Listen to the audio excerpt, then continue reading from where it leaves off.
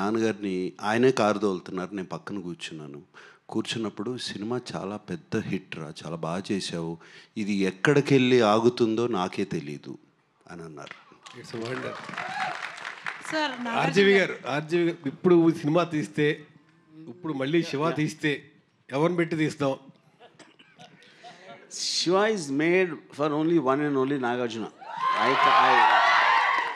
ఇప్పుడు ఎన్ని అంటే ఇప్పుడు కాదు, ఇంకో 36 years అయినా ఇంకెవరైనా నేను కాకుండా ఎవరన్నా చేసినా కూడా ఐ కాంట్ ఇమాజిన్. అంటే సీక్వెల్ తీస్తే ఎవరిని తీస్తారు? నాగ చైతన్య ఉన్నాడు, అఖిల్ ఉన్నాడు. నో, నాకు ఓన్లీ నాగార్జున. అంటే అప్పుడు శివ చూస్తుంటే సినిమాలో దరిదాపు హీరో. సార్ నన్ను చూడండి సార్, మళ్ళీ మీరే చేస్తారా? శివ సినిమా చూస్తుంటే శివ సినిమాలో దాదాపు హీరో అని ఆ ఫ్రెండ్స్ కైనా 100 టీలు తాగిపించుంటారు. టీ 1/2 టీ చెప్పని. ఇప్పుడు చూసి చెప్తే వాట్కా ఓ పెగ్ బట్టరా, ఓ పెగ్ వాట్కా చెప్తారా?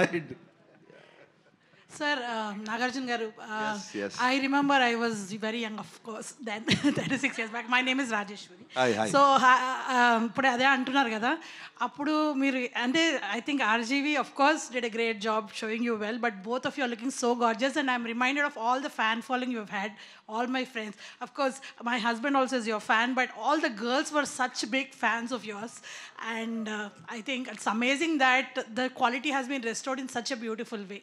Okay, questions of course. Was there anything that was very challenging for you now that you looked at the film, you look back with fondness and said, okay, I did it? Anything that about the shooting of the film that you remember that was very challenging for you? Nothing was challenging. ఇష్టపడి చేసాము cinema, challenge అనేదే లేదు సినిమాలో. It was a beautiful experience throughout the film. It was a very, very beautiful experience. Maybe running through all those gullies, I don't know. No, I was amazed running through all the gullies, and I was amazed waiting for the rushes to come because we couldn't see it immediately. And I was amazed at the Steadicam guy following me. Avadi eppudu padipotada kinda ani oka bayam. ఆ study క్యాంప్లో 5-6 సార్లు అన్న కింద పడి ఉంటాడు పరిగెత్తా. So I was amazed. Everything was amazing, new experience for me. It still looks new. That's the greatness of the film, sir. Even the shooting part was very, because I had done about 8 films before. This was a new experience for me.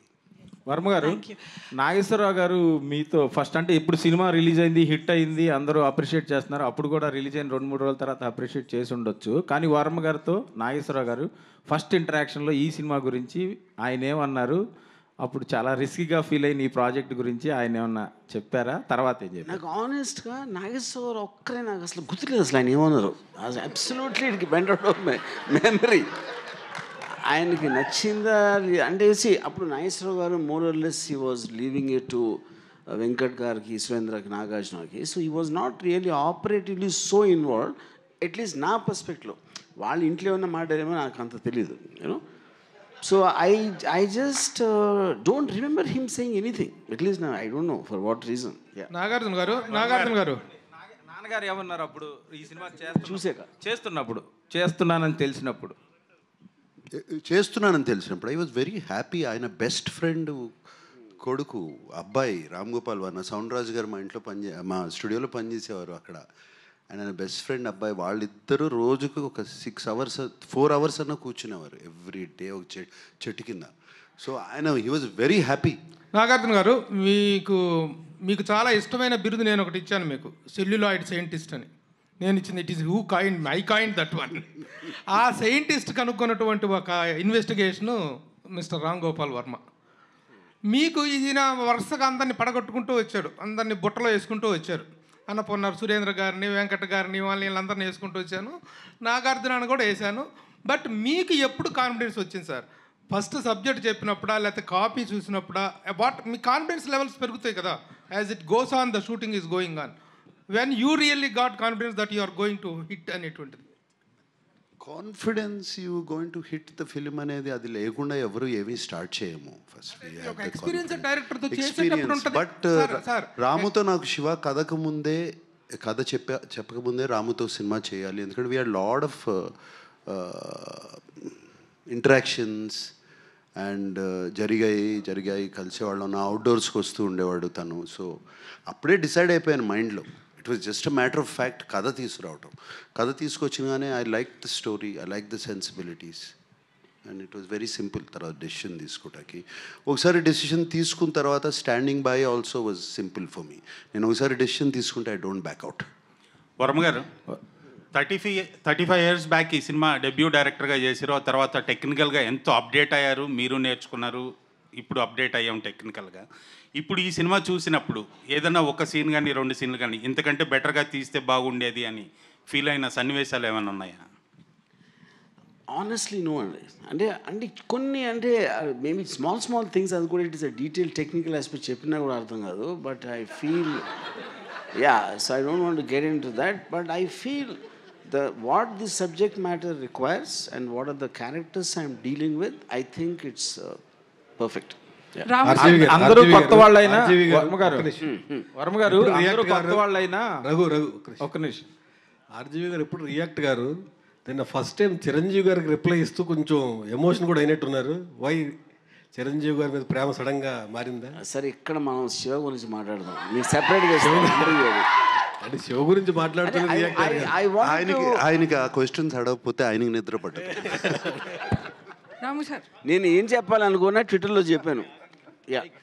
Ramu sir రాము గారు hello ఇక్కడ hello sir, ఇందాక chasing scenes గురించి మాట్లాడారు కదా.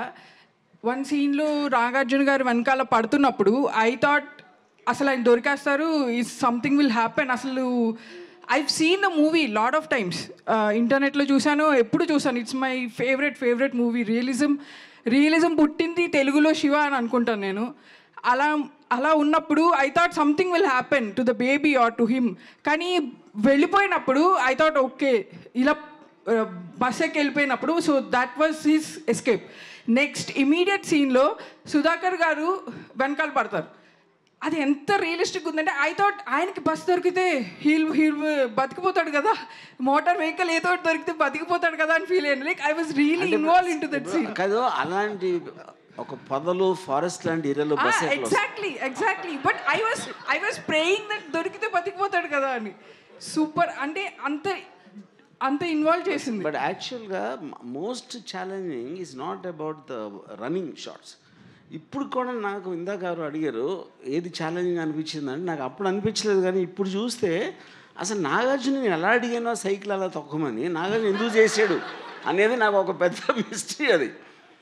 Because Nagarjuna he might know how to ride a cycle, but stunts like holding another jeep or ర్యాండమ్గా ట్రాఫిక్లో ఇటువంటి పైగా ఆ పాపను పెట్టుకుని దట్ కూడా no not at all. See, one, you're riding the cycle. Then on top of that, the unpredictability of exact physics. ఇంకో జీపుని పట్టుకుంటే ఏ ప్రెషర్ ఎక్కడ పడుతుంది ఎలా తెలుస్తుంది అసలు ఎవరికైనా? యూనో దానికి తోడు యాక్టింగ్ కూడా చేయాలి మళ్ళీ. సార్ ఫ్రెండ్స్తో ఒక సీన్లో sir I'm still here. Friends introduction scene ఉంటుంది కదా, Sudhakar garu you'll name everyone in the movie, everyone who is in his batch.